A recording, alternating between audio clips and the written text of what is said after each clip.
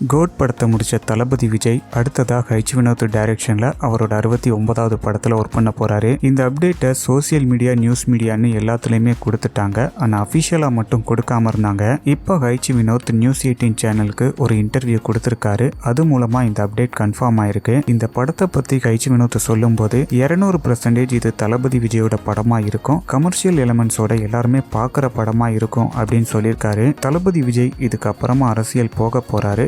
So இந்த படம் அரசியல் படமா அப்படின்னு கேட்கும்போது, என்னோட படத்தை சின்ன பசங்கள்ல இருந்து பெரியவங்க வர எல்லாருமே பார்ப்பாங்க, அரசியல்வாதிகளும் பார்ப்பாங்க. ஸோ ஒரு அரசியல் கட்சியையோ ஒரு அரசியல்வாதியையோ தாக்குற மாதிரி படங்கள் எடுக்காம எல்லாருமே பார்க்குற மாதிரி படங்கள் கொடுக்கணும் அப்படின்ட்டு தளபதி விஜய் ஹைச் வினோத் கிட்ட சொல்லியிருக்காரு. அதை அப்படியே ஹைச் வினோத் மேடையில் சொல்லிட்டாரு. ஸோ T69 படத்தை ஒரு பக்காவான கமர்ஷியல் மூவியா தான் எடுக்க போறாங்க. படத்துல தளபதி விஜயோட லுக் எப்படி இருக்கும் அப்படிங்கிறதுக்கான லுக் டெஸ்ட்டை கம்ப்ளீட் பண்ணிட்டாங்க. ஷூட்டிங் அக்டோபர்ல தொடங்க போறதா ஏற்கனவே நியூஸ் மீடியால அப்டேட் பண்ணியிருந்தாங்க.